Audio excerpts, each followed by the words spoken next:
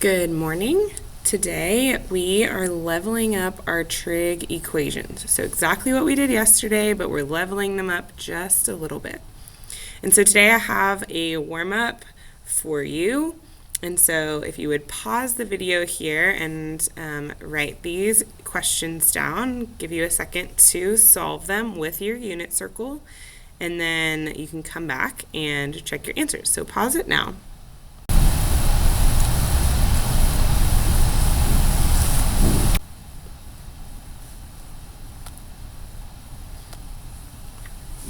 Okay, and so the first thing that we're going to do a little differently today is now sine and cosine and tangent and cosecant, secant, and cotangent aren't necessarily by themselves. And so first things first, I want you to think through, okay, so like how do we get sine of theta by itself? And so the first thing that we can do is divide both sides by 2. And so sine of theta is equal to negative root 3 over 2. And so what you're thinking in your brain, just like yesterday, is where does y equal negative root 3 over 2? And so there's 2 places on our unit circle where that is. So we can look at our unit circle, and we want negative root 3 over 2. And so that is here and here, and so that would be 4 pi over 3 and 5 pi over 3. And so theta is equal to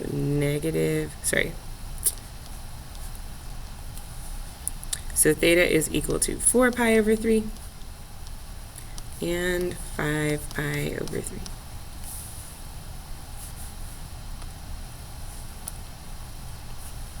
Okay. And so same thing on this one. We have some solving that we need to do. And so on this one, just like if we had 5x minus 2 equals 3, how would you solve this? In what order would you solve this? And so just like a linear function, we'd add 2 to the other side. And we'd end up with 5. And I'm going to put secant back in here. And so then we would divide by 5 just like we did on that last problem.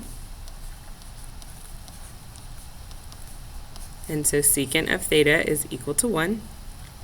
And just like we did before, we change to the reciprocal. And we change this one to its reciprocal, which just happens to be 1. So cosine of theta is equal to 1. And so in our brains, we're thinking, where does x equal 1 on our unit circle? And so x is equal to 1 here at 0 pi. And so our theta, where this is true, is 0 pi. And so if you think through, I know this has come up several times on the homework,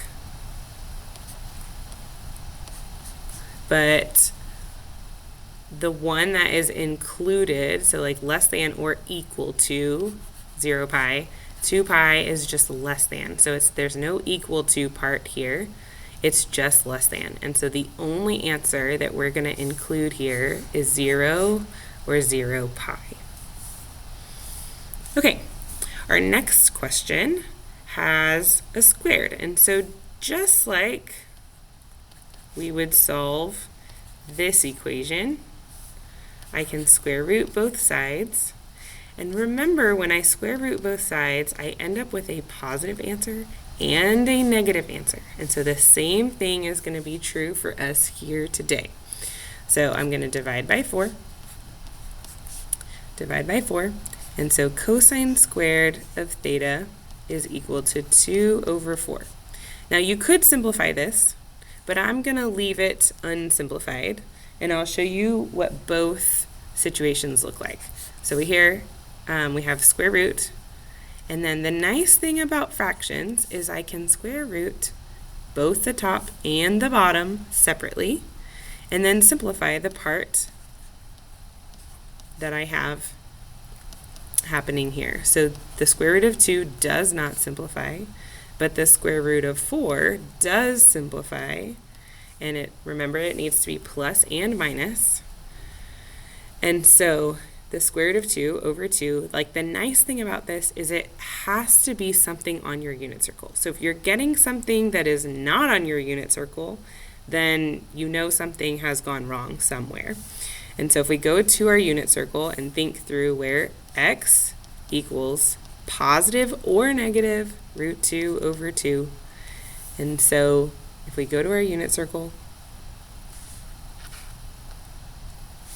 we're looking at positive, negative, negative, and positive. All 4 of our pi over 4 answers are going to be true today.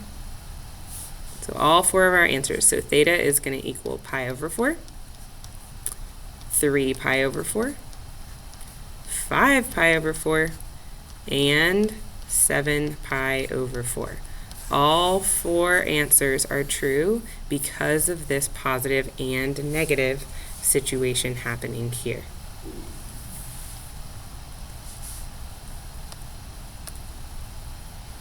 Okay, and lastly, we're going to try a tangent problem. And so here, just like before, we're going to combine our like terms or move things around, and so I need to add square root of 3 to both sides. And so tangent of theta is equal to the square root of 3. And so remember that our y over x is our letters for tangent. And so if y over x is equal to tangent, I need to think through what fraction is going to equal root 3 over 1, or root 3. And so this one is going to be the same as square root of 3 over 2 over 1/2. And so when we divide those 2's out, we end up with just the square root of 3 on top. And so what that tells me is that this needs to be my y value and this needs to be my x value. And so going back to our unit circle, we're looking for where these are the y values and where these are the x values. And so at my 60-degree angle, 1/2 is x, root 3 over 2 is y, and so that's true of all of my 60-degree angles, or all of my pi over 3 angles. So pi over 3, 2 pi over 3, 4 pi over 3, and 5 pi over 3. But this, I want this one to be a positive answer. So I only want the positive answers, and so that's going to be where both are positive or both are negative. And so where that happens is going to be at quadrant 1, which is pi over 3, and where both are negative, which is quadrant 3, and so that's going to be 4 pi over 3. And remember, you can come ask me questions anytime. I hope this helps.